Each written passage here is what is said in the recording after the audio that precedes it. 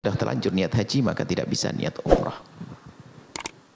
Sudah niat haji tidak bisa niat umrah.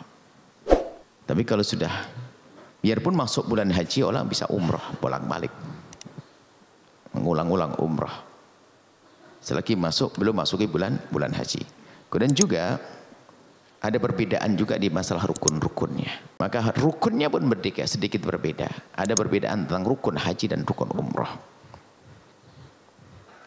Kalau sholat sunnah dengan sholat fardu sama, haji dengan umrah sama-sama wajib, tapi ternyata ada beberapa amalan yang berbeda.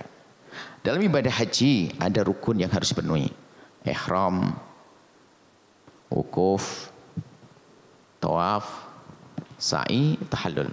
Ada 5. Ihram di mikotnya, wukuf di Arafah, al-hajju Arafah, tawaf rukun, tawaf ifadah, baru setelah itu tahallul.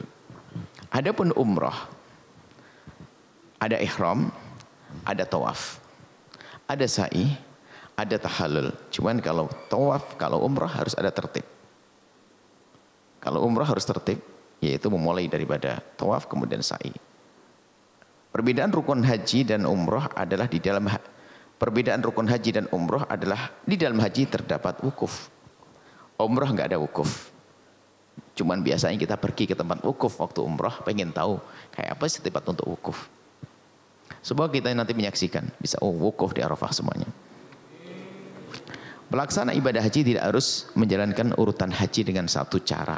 Akan tapi ada pilihan dalam urutannya seperti yang telah disebutkan. Berbeda dengan umrah. Berbeda dengan umrah yang hanya dengan satu cara dalam urusan ketertiban urutan. Jadi ada, kalau umrah harus tertib sesuai dengan tadi urutannya, mulai dari ihram, tawaf, sa'i. Baik, kemudian berikut penjelasan mengenai rukun-rukun di atas. Penjelasan tentang rukun-rukun haji atau rukun umrah. Supaya gamblang. Ihram apa sih ihram? Ihram apa itu ihram? Ihram adalah pembuka haji. Disebutkan bahwa permulaan amal haji dan umrah adalah ihram. Setelah kita melakukan ihram maka kita seorang muhrim. Muhrim adalah orang yang melaksanakan haji atau umrah, muhrim. Saat berihram untuk melaksanakan haji atau umrah harus diperhatikan masalah-masalah berikut ini. Jadi kita muhrim, tolong istilah muhrim, orang yang melaksanakan ibadah haji. Adapun orang yang tidak, orang yang halal dinikah adalah bukan mahram. Termasuk saudara adalah perempuan, adik adalah mahram. Mahram yang haram dinikahi, bukan muhrim. Kalau muhrim dalam urusan haji dan umrah. Supaya kita bisa teliti dalam urusan istilah. Adapun berkenaan dengan waktu, kita harus tahu waktunya. Kita akan coba membaca kitab fikih ini, kitab fikih haji sampai tuntas. Dan bahkan kita upayakan untuk kita baca teksnya satu demi satu.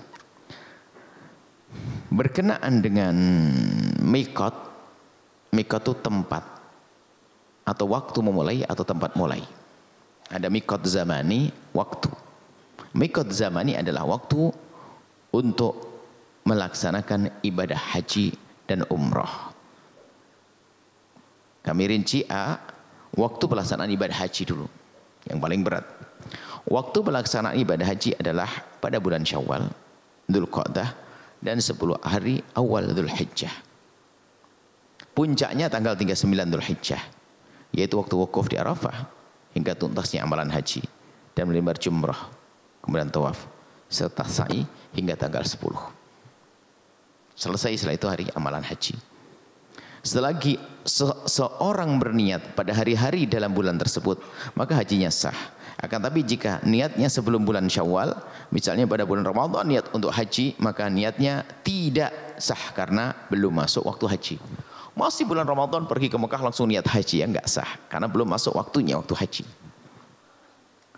Jika seseorang berniat haji di luar bulan dan hari-hari tersebut, maka hajinya tidak dianggap sah. Di luar Syawal, Dzulqa'dah dan sebelum awal Dzulhijjah. Di selain itu niat haji enggak sah. Maka dulu ada satu ide tulisan di negeri kita ini ingin merubah tentang wukuf. Jangan di hari itu. Kayak membuat tanggal hari baru lagi. Ini kan aneh, pemikiran yang aneh. Katanya demi kemaslahatan umat supaya tidak berdesak-desaan dan sebagainya. Kalau urusan tidak berdesak-desaan tidak harus kita merubah hukum semacam itu. Tinggal diatur saja bagaimana cara haji dan umrahnya. Baik. Kemudian jika seseorang berniat haji di luar, apabila ia sudah terlanjur niat haji di luar bulan haji, niat haji, ini belum waktu haji kok niat haji, ini aneh banget. Allahumma labbaik misalnya, aku ya Allah, aku penuhi panggilanmu, aku niat untuk melaksanakan haji, padahal bukan di bulan haji, maka akan jatuh menjadi amalan umrah. Lanjutkan, tapi nggak kayak haji, tapi kayak umrah. Karena setelah terlanjur niat, tinggal lanjutkan saja setelah itu tawaf kemudian sa'i. Amaliyahnya orang yang melaksanakan umrah, bukan lagi haji yang dilaksanakan. Biarpun niatnya haji. Aku niat haji atau aku ikhram untuk melaksanakan haji, maka tidak menjadi niat haji. Akhirnya dia tidak bisa, niat haji gak sah. Karena bukan di bulan, selagi bulan di bulan haji tidak dianggap niat hajinya. Tetapi dia langsung menyelesaikan amalan umrah. Ya, seperti itu. Jadi amalan haji ada waktunya sendiri, amalan umrah ada waktunya sendiri, dan jangan melaksanakan haji umrah di waktu orang sudah niat haji di bulan haji. Ada orang yang niat haji di keluar bulan haji, maka akan jatuh umrah. Kemudian waktu melaksanakan umrah itu ibadah umrah miqat zamani adalah setiap waktu di sepanjang tahun selagi seorang itu tidak berkeadaan ihram haji. Selagi seseorang tidak lagi ihram haji, maka ketahuilah waktu itu adalah waktu untuk bisa digunakan untuk umrah kapanpun, biarpun di bulan haji. Selagi dia tidak lagi ihram haji, biarpun orang lagi wukuf di Arafah, dia sah, dia melaksanakan umrah.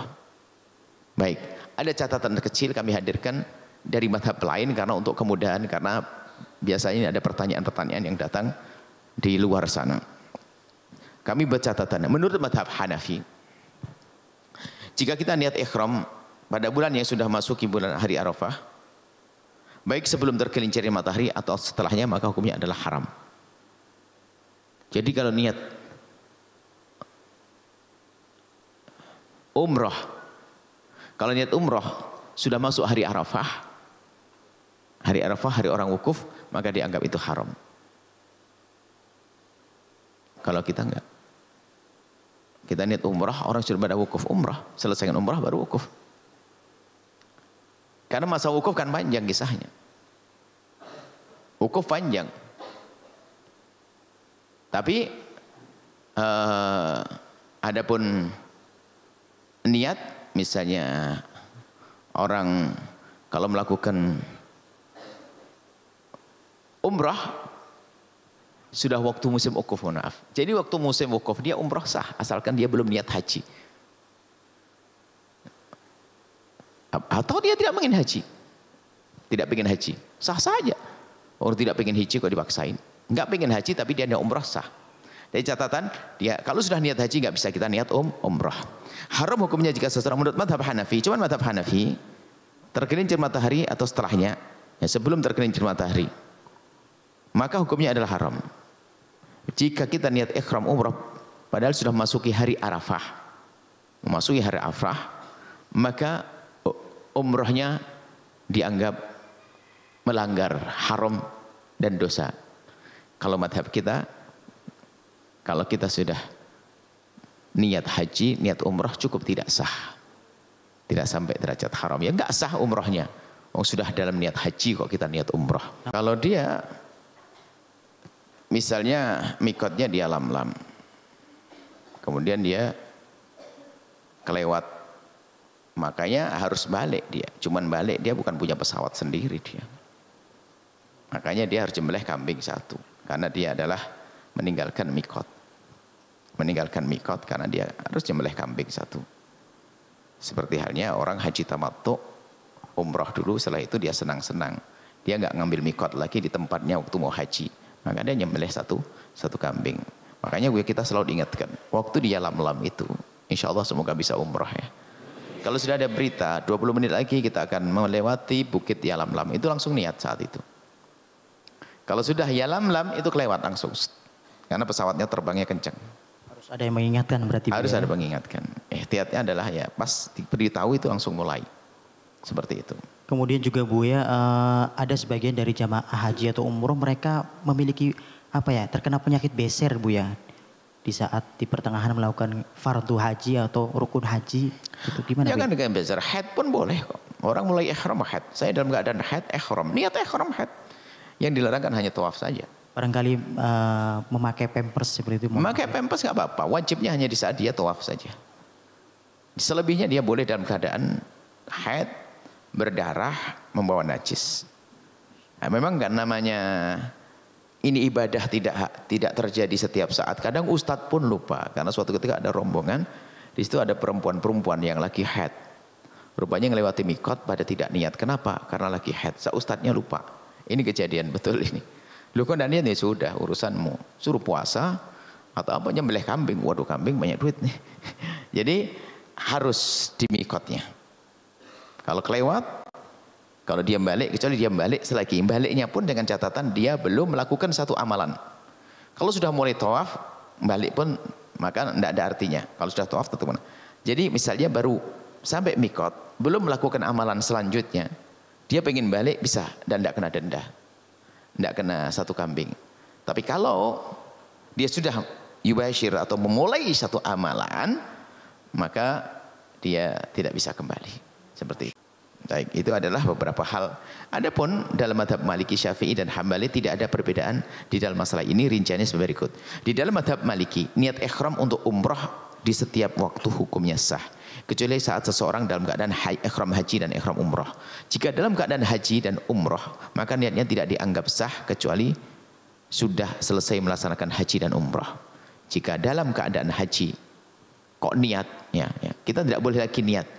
Karena kita sudah masuk wilayah, kita sudah masuk amalan haji, maka jangan kita niat umrah. Cukup tidak sah saja niat umrahnya. Bukan dosa sepertinya di dalam mazhab Imam Abu Hanifah. Adapun dalam mazhab Syafi'i hukumnya sah umrah dalam setiap waktu tanpa ada kemakruhan. Kecuali bagi orang yang dalam keadaan haji, maka tidak boleh baginya berniat umrah.